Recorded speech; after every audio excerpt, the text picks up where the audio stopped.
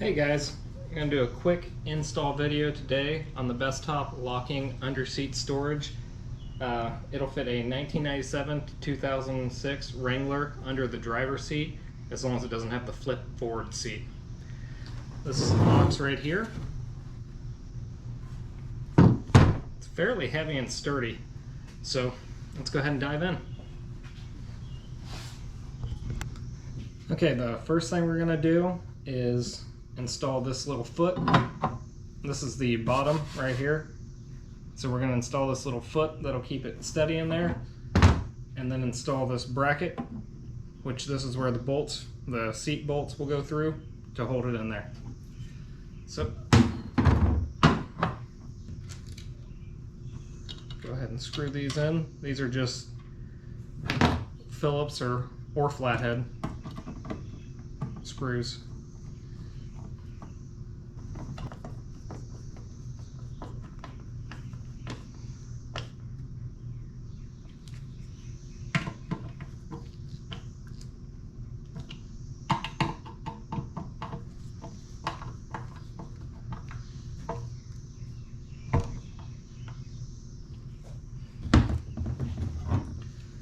This bar, I mean, you'll have the instructions, but there's an arrow pointing forward, so it'll face up and point forward.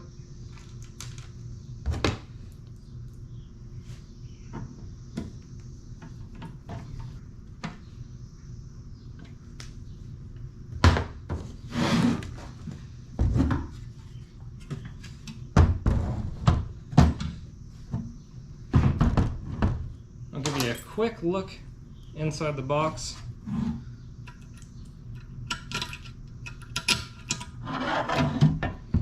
It comes with this kind of little, I don't know what you call it, little carpeting in there. Not much. Keep it in there. I'll probably take it out. I don't know. We'll see. Comes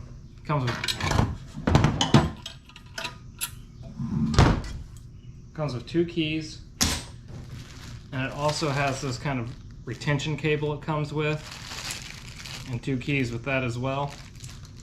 Personally, I'm not going to install that. If they're going to rip this out and unbolt my seat, then they're going to cut that too, so I'm not going to waste time installing that. So now we move on to putting it on the Jeep. So the first thing you need to do is undo the bolt here. It could be on the inside depending on the year of your Jeep, and then undo the bolt on the other side. Mine were pretty rusty, so I was a little nervous, so I soaked it with PB Blaster for, I don't know, about 3 days. Came out here a couple times a day and sprayed it down pretty good. They actually came out not too much of a problem, which surprised me because it is fairly rusty right there, but I really didn't want to break a bolt, so I took my time with it. Came out the second day, started to loosen them a little bit, still felt tight, so I sprayed some more in there, and I think it helped them being slightly loosened to get some more down in there. The instructions also say to loosen the back bolts, which is here, and the other one's inside on the other side of the seat, and it's a Torx bit, I believe. I can't really show you that one from here, it's all the way back over there, but I'm gonna see if I can just knock it in without loosening the back bolts. If not, I'll loosen it, but I would recommend definitely, if yours were anywhere as rusty as mine, even if they're not, spraying it down with some PB Blaster or penetrating oil for a day or two at least. Okay, well, let me tell you what I did. This bolt didn't really want to come loose, and I didn't feel like spraying with more penetrating oil, waiting a day or two, and possibly breaking it. So what I did was took this bar back off, the 4 screws that I put on, I took them back off.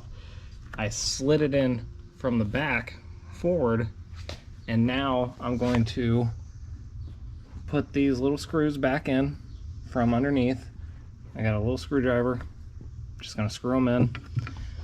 I don't know, I can't really film it because I'm gonna be curled in half upside down right here. Not gonna be much to look at except for me sweating because it's 90 degrees out here.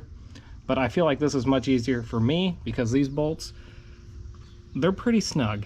and this Jeep doesn't have a lot of rust on it, but some things on here have just been pretty rusted, and I broke a few bolts, and I don't want to do that. I don't want to drill any holes out and retap. Just don't want to do it. So I'm taking the easy, kind of complicated way. If your Jeep isn't rusted, feel free to do it the way the instructions say. This just feels like an easier way for me. To get this all the way slid through, I just used a pry bar and pried it up about, I don't know, 1/2 inch to 1 inch. Stuck a little piece of wood under there to hold it up, and it just pulled right through.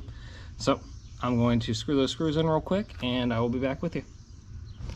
All right, it was a little more awkward to do that way, but it did work. I had my fiance come out and help me just kind of hold it up while I tighten the screws underneath. If you can do it the other way, definitely do it the other way. If not, and you're afraid your bolts might break, this is a feasible way to do it. I'm going to slap a little anti-seize on these and then thread them back in. And then, yeah, tighten them down, and that's pretty much it. We'll take a look here in a second. Okay, one other thing to note, when doing this one, which is tucked well inside of there, you're gonna need a little swivel head so you can angle it down in there to tighten that bolt. It's a real nightmare, but not impossible. So get yourself a swivel if you don't have one. And I assume everyone knows what that is, but just in case they don't, just one of these little guys. Stick your socket on the end, and it lets you swivel it in weird angles. All right. Well, this is what it looks like installed.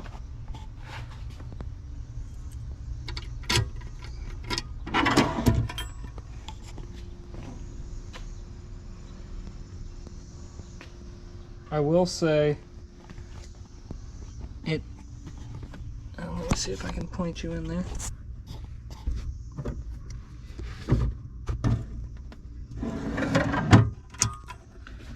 It rubs on the seat lever on both sides.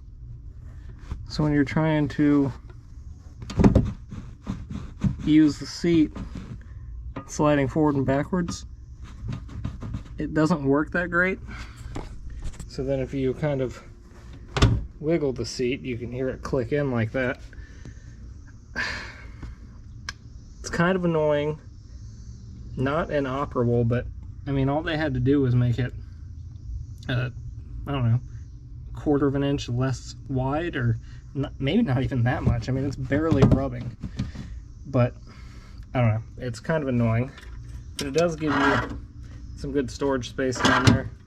The seat does still slide. It's a little more difficult with one hand now, but the seat still slides forward and backwards the entire length. It's just like, now that it's back, it's touching down there, so you gotta wiggle the seat to get it to lock in. Not a big deal. It's kind of scratching up the finish in there where it's rubbing. I don't care because it's under the seat, but just something to think about.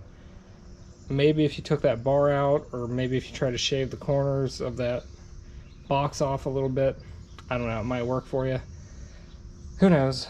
But that's the install. It's nice, but a little annoying for something that's supposedly designed for this. Here's a quick look at my TJ.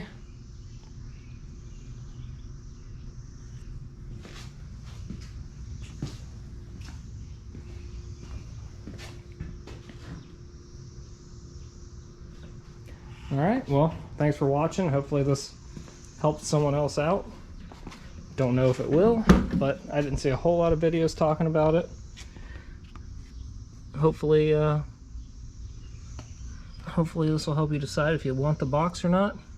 I'm going to use it for keeping my concealed carry in there if I have to go in somewhere that I'm not allowed to carry it.